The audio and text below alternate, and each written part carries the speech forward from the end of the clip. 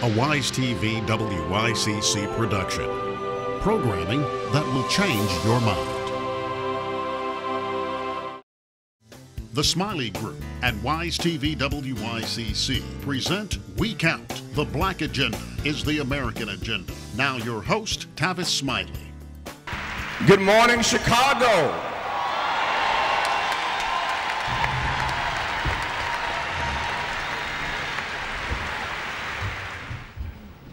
Today's conversation is really about, as I said earlier, an African-American agenda. Whether or not there ought to be one, how it is that we engage one and advance one, that is to say, an African-American agenda, in the era of Obama. How do we advance an African-American agenda in the era of Obama? And how do we do that in what many are calling a post-racial America? What about a black agenda in the era of Obama in a so-called post-racial America?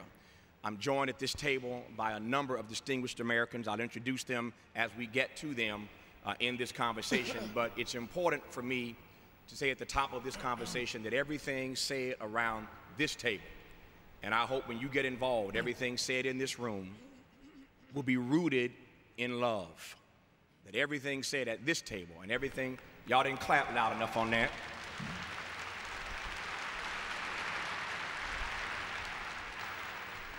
Everything will be rooted in love. As a matter of fact, I want to make sure that love is so central to this dialogue. Well, as a matter of fact, hold on.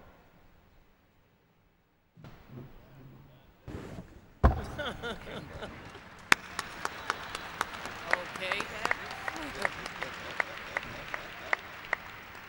We're going to keep love at the center of this conversation all day today.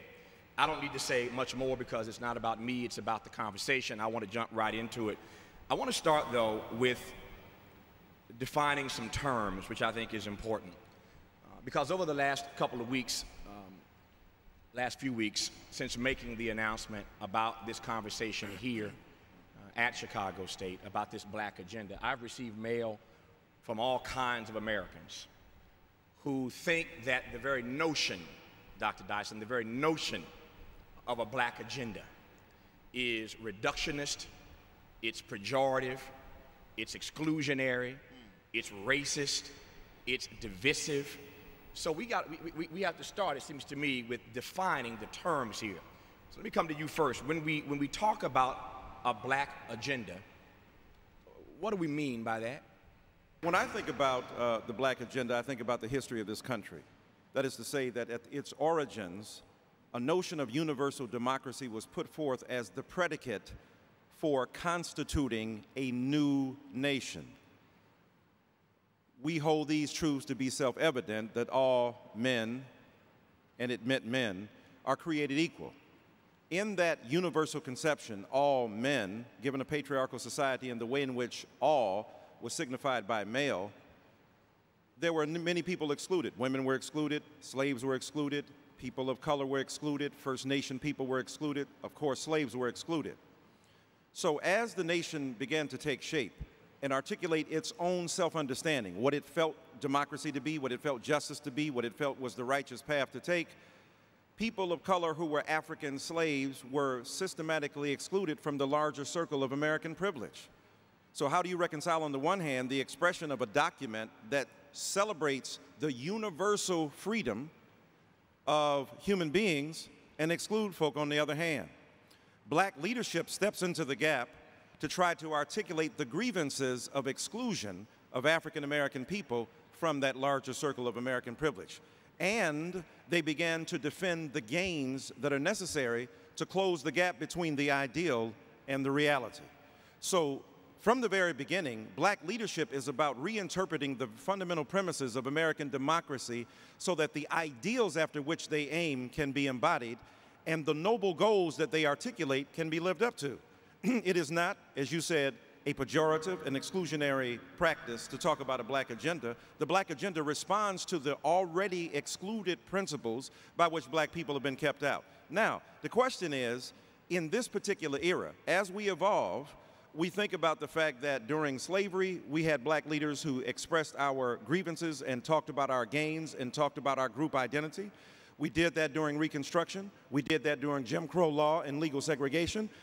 We did that during the height of the Civil Rights Movement. We did that during the 70s when there was a white backlash. And we must do that now in this so-called post-racial era. A black agenda is nothing more than the possibility of African American people being included in American democratic experimentation without hindrance or limitation or encumbrances, number one. Number two, what's very important to say, we are not un-American, we are ultimate Americans. We express our ultimate patriotism by being able to love the country. It was James Baldwin who said, "I love this country more than any nation on the earth, which is why I reserve the right to criticize her perpetually." So my point is, a black agenda is about making America live up to its best and noble ideas and to express the ways in which African American people have been excluded and how we must now be included in that. And then finally, often we have been rejected into America.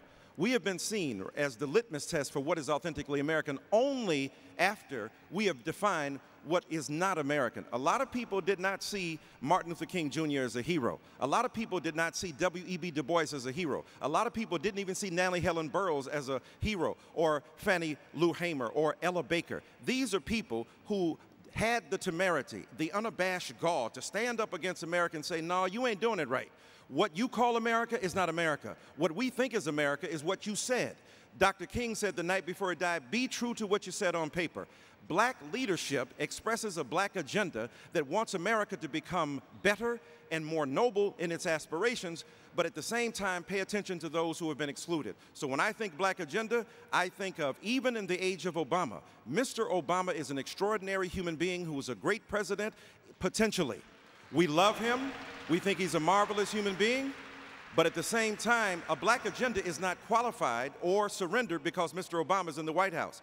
Mr. Obama is the chief executive of the United States of America.